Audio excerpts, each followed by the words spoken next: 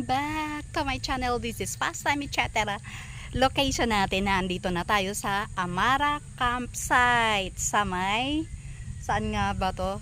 Sa may Kalayaan, Laguna. Ang ganda ng view, tignan nyo naman, oh. Nasa lake na naman tayo. Alam kong nagtataka na kayo kung bakit paulit-ulit kaming gumagala sa mga ganitong lugar, sa mga ganitong tanawin, sa mga ganitong sobrang tahimik na lugar at ubod ng ganda. Dahil dito namin nakikita o nadadama ang katahimikan ng buhay. Ito yung kailangan natin para makapag-relax. Yung tipong maaalis ka muna sa ingay ng paligid. Sa isang lugar na kung saan nakakabingi ang katahimikan. At hindi natin kailangang gumastos ng mahal para lang tayo makagala. Katulad nito, nagbayad lang naman kami ng 350 per head. That is 700 kasi dalawa kami. Plus 150 para sa car camping. At dahil nga by the lake camping, kaya mafe-feel talaga ang sobrang presko ng paligid, ang lamig ng simoy ng hangin, at walang ibang tao kundi kami pa lang sa mga oras na to. At masasabi kong gantong lugar ang gusto ko eh. Simple, tahimik, makakagalaw ka ayon sa gusto mo, at may sarili kang mundo. Nakapag-set up na tayo. Ito ang pang third camping natin. So nakakatuwa dahil first time nating gagamitin itong car tent natin. For your information nga pala, binili itong car tent sa Manila.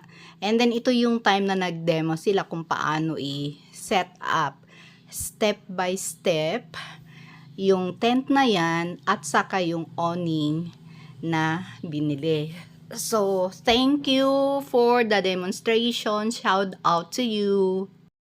Isa sa mga activities na pwedeng gawin dito, mag-kayak.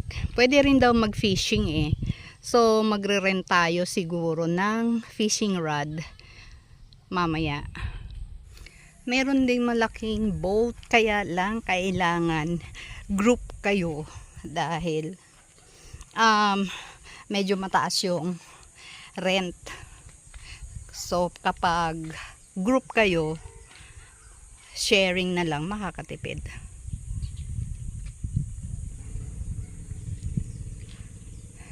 Meron din namang may rooms din dito for rent. Hi Marie! Salamat! Wala na ba akong kulang? Ay Marie, mayroon nga pala akong tatanong. Magkano yung rate doon sa niyo sa taas, yung rooms? Yung Baka kasi may magtanong sa akin. yung pong isa is 4-5. 4-5, gaano kalaki? Ilang persons ang kasya? 6 persons lang. Kompleto yon, may sariling CR, ganun-ganun. Okay. Ilang rooms yun nandun? Tapos po yung sumunod po doon is 3-5, yung pong isa. Yung po isang room lang po yun. Tapos po, dalawa lang po kasi. Okay. Sige. Salamat. Isa po, yung po pong dalawa po, magkadatig, 7K po yun. Para pong 8 po kasi. Madami pala. Opo, ito po naman ma'am, ito po ngayon, 6K naman po siya. Kasya po dyan is 6. Madami palang rooms ito.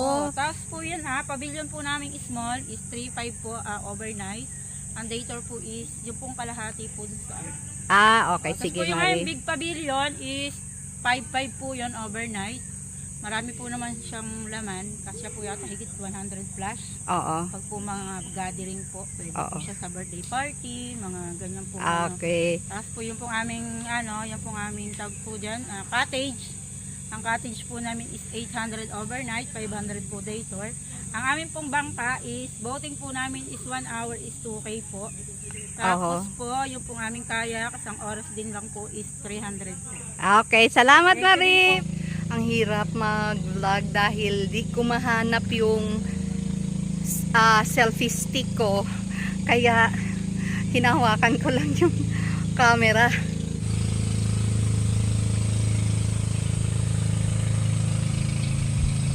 Ulam natin for tonight. Mag-iihaw tayo niya chicken. Mamaya pusit naman.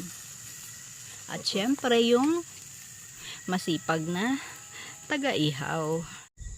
Nakaluto na tayo ng rice. Nagluluto naman tayo ng adobo dito. Ayan na ang pusit. Ay na tayo guys. Ang dami nating ulam for tonight. Ang lakas ng hangin. Ayan, madilim na. Oh. Pero mayroon naman tayong mga ilaw dito sa tent.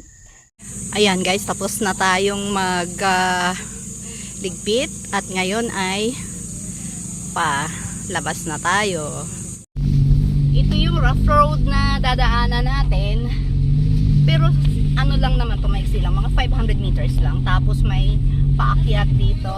Ha? Oo.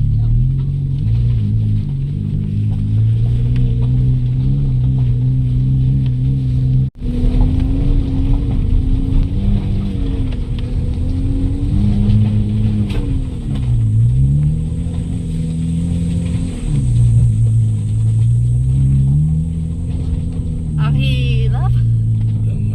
Ayun. Ito lang. Thank you Lord, nakaakyat kami. Ang hirap-hirap, grabe. Nakahinga na tayo ng maluwag kasi nakaakyat na tayo doon sa pinaka problemang daan. Shoutout nga po pala doon sa mga binigyan natin ng sticker ngayon doon sa tindahan na dinaanan natin kasi bumili tayo ng coffee. Shoutout po sa inyo. May mga salamin. Akala ko mananalamin mo na yung driver bago makiat. Napaka zigzag dito sa bundok na to. Mga ilang minutes pa to pababa. Dito ang mahirap kahapon nung dumaan kami dahil may mga dump truck. Tapos ang liit ng daan.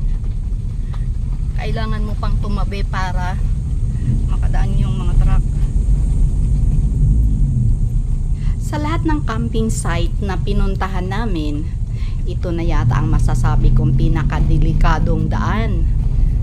Kaya lang, di ba sinasabi naman na kailangan paghirapan mo bago mo makuha ang gusto mo. At pag nagawa mo yon, super worth it. At ito na nga ang nangyari sa amin. Pagdating namin doon sa mismong camping site, super worth it talaga. At sana sa next visit namin, magkaroon na maayos na railing ang daan at saka sana maging malawak ng konti. Sobrang kipot kasi talaga ng daan eh. Kaya pag truck, kailangan mo munang tumigil para mapadaan yung mga kasalubong mo. Kaya triple ingat kapag dadaan dito dahil hindi talaga biro ang dinaanan namin. Pero busog na busog ang mata mo habang dumadaan dito dahil sobrang ganda ng tanawin. Kaya lang, kabog naman ang puso mo. At habang nananakbo nga kami dito, dinadasal ko na sana walang paakyat na truck. Sana wala kaming makasalubong dahil nga mas nakakatakot kapag tumatabi dyan sa gilid dahil bangin na yan na mataas, malalim. At ito na nga, pinara tayo ng motor kasi mayroong paakyat na dalawang dump truck.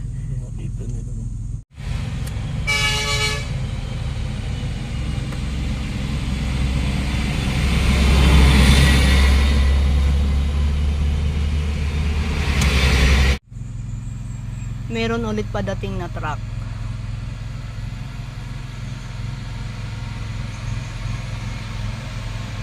Ayun, so tapos na ang ating camping here sa Naku, nakalimutan ko na naman. Nandito tayo sa Amara Campsite. So, pinakita ko sa inyo, nakapagligpit na tayo.